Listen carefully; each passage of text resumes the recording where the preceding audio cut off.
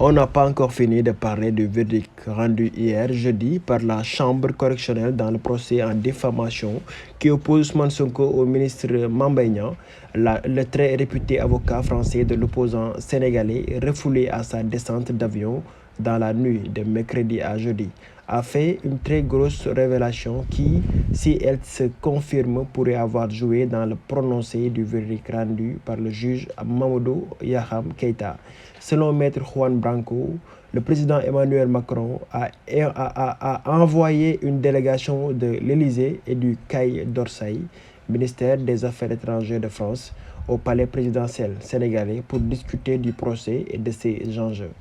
J'apprends qu'une délégation de l'Élysée et du Quai d'Orsay avait été dépêchée en urgence au palais présidentiel il y a 5 jours dans la perspective du procès.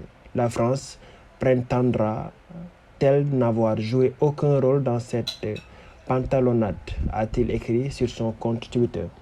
Avant de s'interroger sur le mutisme du gouvernement français, sur son expulsion du territoire sénégalais, pourquoi se tait-elle au sujet de l'arrestation et l'expulsion de l'un de ses ressortissants, auxiliaires de justice, dans l'exercice de ses fonctions?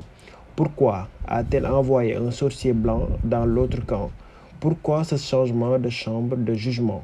Pour rappel, Ousmane Sonko a été condamné à 2 mois de prison avec sursis et 200 millions de dommages et intérêts à payer au plaignant Mame Mbaye Niang.